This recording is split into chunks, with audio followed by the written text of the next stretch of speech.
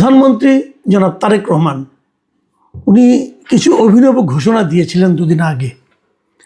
তার মধ্যে একটা ছিল উনি কোনো সরকারি গাড়ি ব্যবহার করবেন না। ওনার নিজের যে গাড়ি আছে উনি সেই গাড়িটাই ব্যবহার করবেন এবং ওই গাড়ির ড্রাইভারের বেতন এবং ওনার যে তেলের খরচ এটা উনি নিজেই বহন করবেন। এছাড়া আরও কিছু কিছু সরকারি সুযোগ সুবিধা উনি নিজে নিতে চাননি এবং উনি এগুলো না নেওয়ার মাধ্যমে একটা এক্সাম্পল ক্রিয়েট করতে চেয়েছেন বলে আমার ধারণা।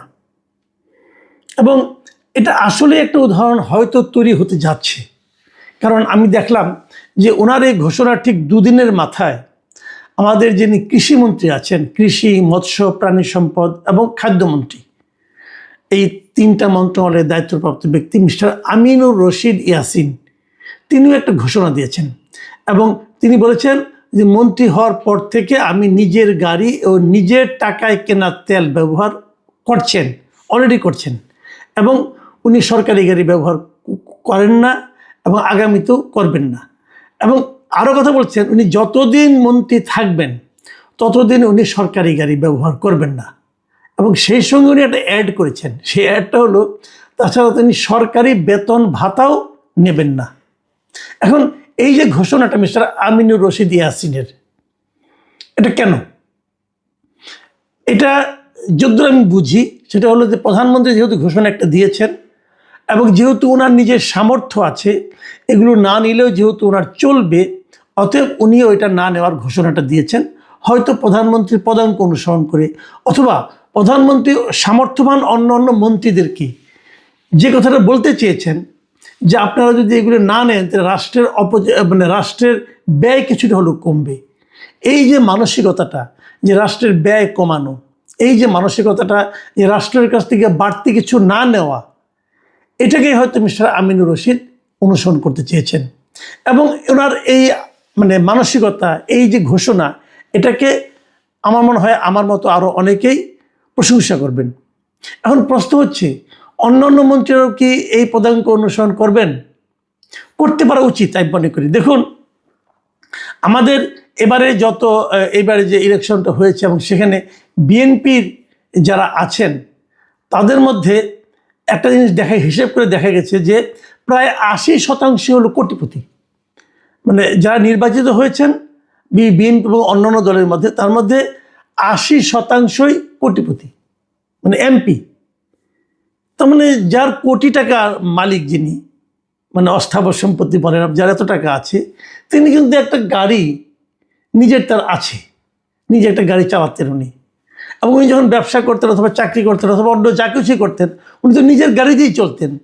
তো মন্ত্রী হওয়ার পর তার একটা দামি গাড়ি দরকার হবে কেন? উনি তো আগের মানুষটাই রয়ে গেছেন, তাই না? উনি সরকারি গাড়ির পরিবর্তে নিজের গাড়িটি চালাতে পারেন, এতে তো কোনো সমস্যা নাই। উনি যদি নিজের গাড়ি না চালান, সরকারি গাড়ি চালাবেন, তাহলে এই গাড়িটা কী করবেন? এই গাড়িটা ওরা ফ্যামিলির লোকজন চালাবে, তাহলে আগেও তো তারা চালাতো। যা হোক, এগুলো মিলেমিশেই চালানো যায়। এবং আরেকটা জিনিস দেখা গেছে, এই যে আপনার যারা কোটিপতি আছে, মন্ত্রী যারা আছে, এই মন্ত্রীদের মধ্যে প্রায় সবাই কিন্তু কোটিপতি। একটা হিসাবে দেখা গেছে, আমি আপনাদেরকে বেশ কয়েকজন কোটিপতি আপনার মন্ত্রীর নাম বলি। যে মন্ত্রীদের মধ্যে যিনি সবচেয়ে ধনী, তিনি হচ্ছেন গৃহায়ন ও গণপূর্ত মন্ত্রী মিস্টার জাকারিয়া তাহের। ওনার সম্পত্তির পরিমাণ হলো 181,72,00,000 টাকা। এবং তার চেয়ে একটু কম ধন যার আছে, 116,91,00,000 টাকা আছে মিস্টার আব্দুল আউল মিন্টু, যিনি নাকি পরিবেশ, বন এবং জলবায়ু বিষয়ক মন্ত্রী। খলিলুর রহমান যিনি আছেন পররাষ্ট্রমন্ত্রী, তার সম্পদের পরিমাণ 56,76,00,000 টাকা। আর এই যে আমিনুর রশিদ, যিনি নাকি অলরেডি ঘোষণা দিয়েছেন যে উনি গাড়ি চালাবেন না, সরকারি গাড়ি, তার সম্পদের পরিমাণ হলো 29,24,00,000 টাকা। তো এরকম আরও অনেকে আছেন, কি বলবো আপনাকে, কোটিপতি মন্ত্রীর সংখ্যাই বেশি। তো এরা যে কেউ কিন্তু সরকারি গাড়ি না চালালেও পারেন, নিজেদের গাড়ি নিজেরা তেল খরচটা নিজেরা দিতে পারেন, এগুলো দিতে পারেন। আর আমিনুর রশিদ সাহেব যে ঘোষণা দিয়েছেন যে উনি অন্য অন্য সুযোগ সুবিধা, বেতন ভাতাও নেবেন না, এটাও ইন্টারেস্টিং। বেতন নেবেন না বলেছেন, ভাতা নেবেন কিনা আমি জানি না। সেটাও কিন্তু যে এটা আহামরি কোনো টাকা তা কিন্তু না। আমরা যদি দেখি যে মন্ত্রী প্রতিমন্ত্রীরা আসলে কেমন বেতন পান, কেমন কী পান, আপনাদের জানা দরকার। তো বলে দিচ্ছি এই জন্য, জারি রাখার জন্য। একজন মন্ত্রীর মাসিক বেতন হচ্ছে 1,05,000 টাকা, এবং একজন প্রতিমন্ত্রীর বেতন হচ্ছে 92,000 টাকা। এটা তাদের মূল বেতন। এর বাইরে আরও কিছু তারা পান, যেমন তারা বিনা ভাড়ায় সুসজ্জিত বাসভবন পান, বিনা ভাড়ায়। এবং এই বাসভবনের বিদ্যুৎ, গ্যাস, পানি, এই সমস্ত আনুষঙ্গিক যে ইউটিলিটি কস্ট, এটাও তাদের দিতে হয় না, এটা সরকার দেয়। এখন যদি কোনো মন্ত্রী বলেন যে না, আমি সরকারি বাসায় থাকবো না, আমার নিজের বাড়ি আছে, আমি নিজের বাসায় থাকবো, তাহলে উনি বাসা ভাড়া বা বাসা বাবদ উনি অতিরিক্ত 80,000 টাকা পাবেন। এবং একজন প্রতিমন্ত্রী উনি পাবেন 70,000 টাকা। এটা হলো গিয়া মূল খরচ। এবং তার বাইরে একজন মন্ত্রী তার বাড়িটার সাজসজ্জার জন্য প্রতি বছর 5 লাখ টাকা পান, আর প্রতিমন্ত্রী পান 4 লাখ টাকা। প্রতি বছর 5 লাখ টাকা মানে কত হলো? প্রতি বছর 5 লাখ টাকা মানে আমাদের টাকার প্রায় 41,000 টাকার মতো হয় আর কি, প্রতি মাসে যদি আমি ধরি। এছাড়া উনি সরকারি খরচে গাড়ি পান, এবং প্রতিদিন উনি 18 লিটার জ্বালানি তেলের দাম পান। তো এইভাবে যোগ করলে যদি ঢাকার বাইরে যান, তাহলে প্রতিদিন 2,000 টাকা করে পান, একটা ভাতা পান। সবচেয়ে যেটা বড় সুবিধা এটা হলো, উনি যদি অসুস্থ হয়ে পড়েন, তার রাষ্ট্রীয় খরচে তার পুরো চিকিৎসার খরচটা রাষ্ট্রীয় খরচ রাষ্ট্র বহন করে। আর যদি তার যখন অতিথি আসে, সে অতিথিদের আপ্যায়ন করার জন্য উনি প্রতি মাসে 10,000 টাকা পান একজন মন্ত্রী। আর ওটা যদি প্রতিমন্ত্রী হয়, তিনি পান 7,500 টাকা। যখন এরকম অনেক কিছু পান, আমি হিসেব করে দেখেছি এতে যে একজন মন্ত্রী প্রতি মাসে এই বেতন, ভাতা এবং এরকম আপ্যায়ন খরচ সব মিলিয়ে ধরলে পরে উনি প্রতি মাসে মূলত 3 লাখ টাকার মতো সুযোগ সুবিধা পান। 3 লাখ টাকা। তো যার ধরেন 15 কোটি 20 কোটি টাকা আছে, যার 100-150 কোটি টাকা আছে, তার জন্য প্রতি মাসে এই 3 লাখ টাকা খুব বেশি, খুব বেশি না। উনি চাইলেই এই টাকাটা সরকারের কাছ থেকে নাও নিতে পারেন। এবং এই টাকাটা ওনাদের কাছে আমার মনে হয় না, যদি উনি দুর্নীতিপরায়ণ হন, তাহলে তো 3 লাখ টাকা ওনার প্রতিদিনই ওনার কয়েক লাখ টাকা ইনকাম হয়ে যায়। যাক, সেটা আমি ধরছি, এরা কেউ দুর্নীতিবান হচ্ছেন না, এরা সবাই খুব সৎ লোক। তো তারপরেও কিন্তু এদের যে প্রপার্টি আছে, ওনারা এই 3 লাখ টাকা প্রতি মাসে না নিলেও পারেন সরকারের কাছ থেকে।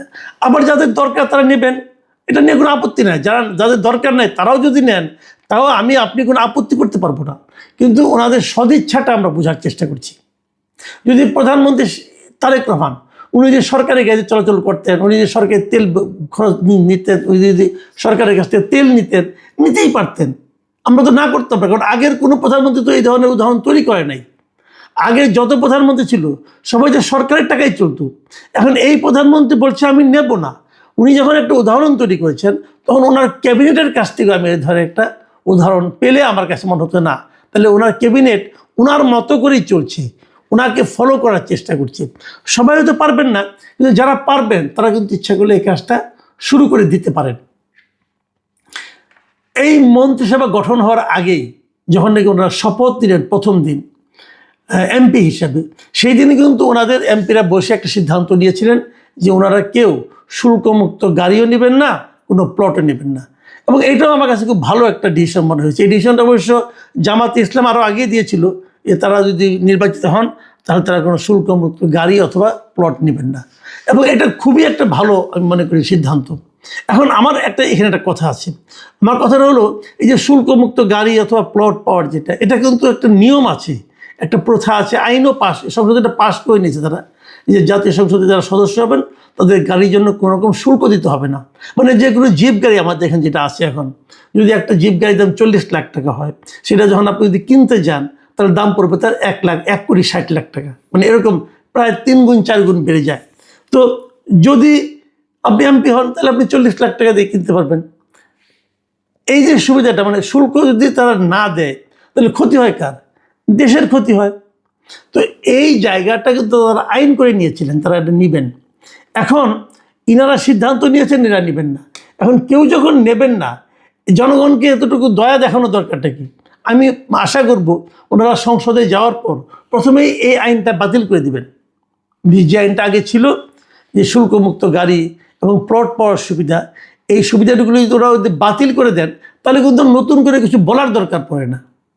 তো এগুলো করলে যে দেশের অর্থনীতিতে আমূল পরিবর্তন হয়ে যাবে তা কিন্তু না।